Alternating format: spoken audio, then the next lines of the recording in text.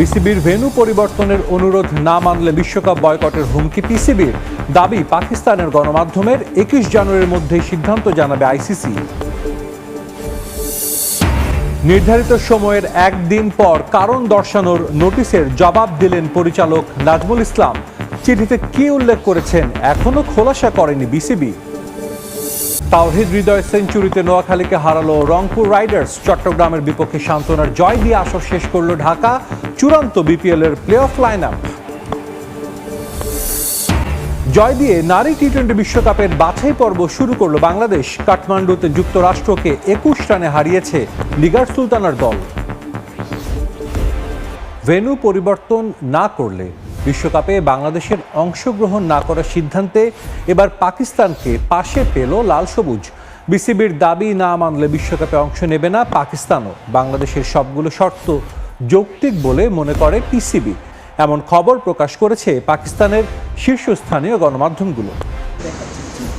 ভারতে বিশ্বকাপ খেলতে না যাওয়ার সিদ্ধান্তে একেবারে অনড় অবস্থানে বাংলাদেশ। ক্রিকেটের সর্বোচ্চ নিয়ন্ত্রক সংস্থার কাছে দফায় দফায় মেইল করেও এখনো সমাধান পায়নি লাল সবুজ। সমস্যা নিরসনে এবার বাংলাদেশে আইসিসির প্রতিনিধিরা। তবে টাইগারদের সিদ্ধান্ত একটাই, ভারতের মাটিতে বিশ্বকাপ খেলবে না তারা।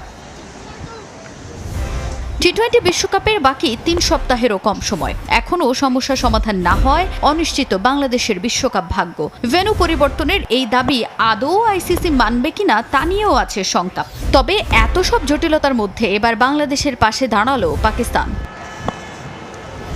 মোস্তাফিজুর রহমানকে আইপিএলে তার দল কলকাতা নাইট রাইডার্স থেকে বাদ দেয়া থেকে নিরাপত্তা ইস্যুতে ভারতে বিশ্বকাপ খেলতে না চাওয়ার দাবি। কতই না জল খোলা হলো।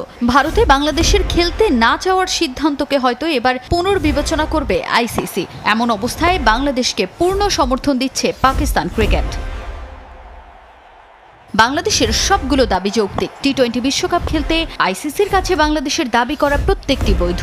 নিরাপত্তা ইস্যুতে ভেন্যু পরিবর্তন করা না হলে বিশ্বকাপে অংশগ্রহণ করার বিষয়টি পুনর্বিবেচনা করবে পিসিবিও। শুধু তাই নয়, বাংলাদেশের এই সিদ্ধান্তে ভারত যেন কোনো প্রকার চাপ প্রয়োগ করতে না পারে সে ব্যাপারেও সোচ্চার পাকিস্তান ক্রিকেট। এমন খবর প্রকাশ করেছে পাকিস্তানের বেশ কিছু শীর্ষস্থানীয় গণমাধ্যম। তবে ভেন্যু পরিবর্তন করার যে সিদ্ধান্ত বাংলাদেশ নিয়েছে তার প্রতি পূর্ণ সমর্থন পেতে ইতোমধ্যেই বাংলাদেশ সরকার পাকিস্তানের কর্মকর্তাদের সঙ্গে যোগাযোগ করেছে। শুধু তাই নয়, বাংলাদেশ যোগাযোগ করার পর ইতিবাচক সাড়াও মিলেছে পাকিস্তানের কাছ থেকে। কেননা ভারতকে বিশ্বকাপ খেলার জন্য নিরাপদ ভেন্যু হিসেবে বিবেচনা করে না পাকিস্তানও, যে কারণে এবার বাংলাদেশের পাশে দাঁড়ালো দেশটি। টি-20 বিশ্বকাপে বাংলাদেশের সঙ্গে গ্রুপ পরিবর্তন করবে না আয়ারল্যান্ড। আইসিসি থেকে আগের সূচি অনুযায়ী গ্রুপ বিতেই থেকেই মেগা আসরে অংশগ্রহণের নিশ্চয়তা পেয়েছে বলে গণমাধ্যমের দাবি ক্রিকেট আয়ারল্যান্ডের। তাদের এমন দাবির পর টি-20 বিশ্বকাপে বাংলাদেশের ভবিষ্যৎ নিয়ে তৈরি হয়েছে নতুন জটিলতা। তবে আইরিশদের বোঝানোর চেষ্টা করছেন বিসিবির সভাপতি আমিনুল ইসলাম বুলবুল। টি-20 বিশ্বকাপ ভারতে খেলছে না বাংলাদেশ, বিষয়টি এক প্রকার চূড়ান্তই। টাইগারদের জন্য বিকল্প ভেন্যু নিয়ে ভাবছে বিশ্ব ক্রিকেটের নিয়ন্ত্রক সংস্থা। তবে এরই মাঝে তৈরি হয়েছে নতুন জটিলতা। ভিন্ন খবর চাও হয়েছে ভারতীয় গণমাধ্যমে। বিসিবির চাওয়া শ্রীলঙ্কা গিয়ে টি-20 বিশ্বকাপের সব ম্যাচ খেলবে বাংলাদেশ। এজন্য গ্রুপ অদল বদল করে লঙ্কাতে নেওয়া হতে পারে লিটনদের ম্যাচ। বি গ্রুপে আয়ারল্যান্ডকে সরিয়ে তাদের জায়গায় দেয়া হবে সি গ্রুপে। কিন্তু ভারতীয় সংবাদ মাধ্যমের দাবি গ্রুপ পরিবর্তনের বিষয়ে অস্বীকৃতি জানিয়েছে আইরিশরা। বাংলাদেশের ভারত গিয়ে বিশ্বকাপ না খেলার পেছনে যথেষ্ট কারণ থাকলেও এমন কোনো ইস্যু নেই আয়ারল্যান্ডের। তারপরও অদৃশ্য কারণে শ্রীলঙ্কাতে ম্যাচ খেলতে চায় তারা। বিভিন্ন মহলে গুঞ্জন, আইরিশদের গ্রুপ বদল না করার পেছনে ইন্ধন দিচ্ছে বিসিসিআই। এমনকি এই বিষয়ে আইসিসি থেকে নাকি তারা নিশ্চয়তাও আদায় করে নিয়েছে এরই মধ্যে। আইসিসি থেকে সুনির্দিষ্ট আশ্বাস পেয়েছি যে অফিসিয়াল সূচি অনুযায়ী আমরা বিশ্বকাপ খেলব। আমাদের কোনো গ্রুপ পরিবর্তন করা হবে না। শ্রীলঙ্কাতেই আমরা গ্রুপ পর্বের ম্যাচগুলো খেলব। তবে সংবাদ মাধ্যম ক্রিকবাজ ক্রিকেট আয়ারল্যান্ডের ওই কর্মকর্তার নাম প্রকাশ করেনি। তাদের এই সংবাদের পর ভারতীয় বেশ কয়েকটি গণমাধ্যমের দাবি লজিস্টিক্যাল প্রতিবন্ধকতা ও গ্রুপ অদল বদলের ঝামেলার কারণে বিসিবির চাওয়া নিয়ে দ্বিধায় ভুগছে বিশ্ব ক্রিকেটের নিয়ন্ত্রক সংস্থা। টি-20 বিশ্বকাপে বাংলাদেশের ভাগ্য নির্ধারণ হবে আগামী 21 জানুয়ারি।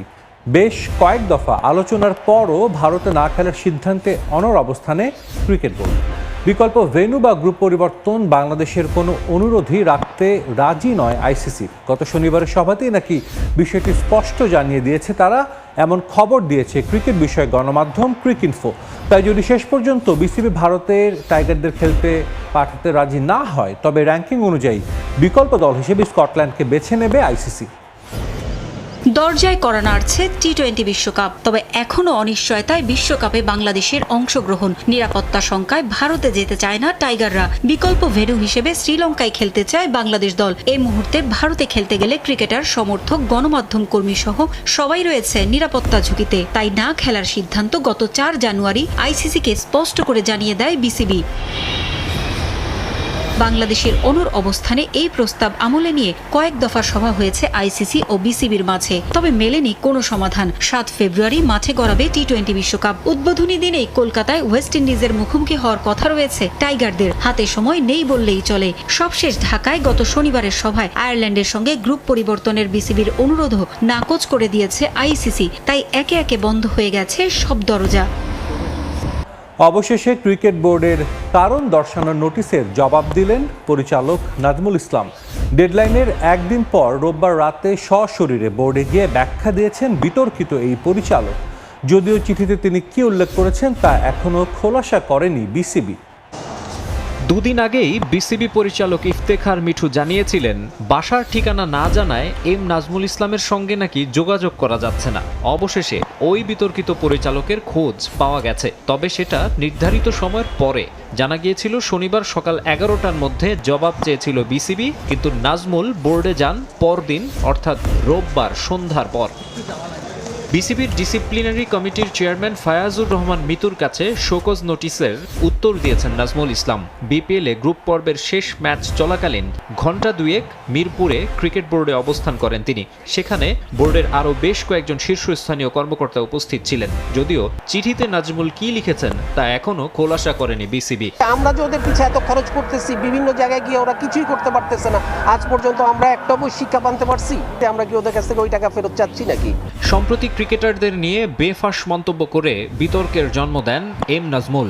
এরপর দেশের ক্রিকেটে রীতিমতো তোলপাড়। ক্রিকেটাররা আলটিমেটাম দেন, তাকে বোর্ড থেকে সরানো না হলে মাঠে নামবেন না তারা। যে কারণে একদিন বিপিএল এর কোনো ম্যাচই মাঠে গড়ায়নি। ম্যাচ শুরুর দাবিতে আবার মিরপুর স্টেডিয়ামের সামনের রাস্তা অবরোধ করেন দর্শকরা। পরে পরিস্থিতি নিয়ন্ত্রণে আনে সেনাবাহিনী।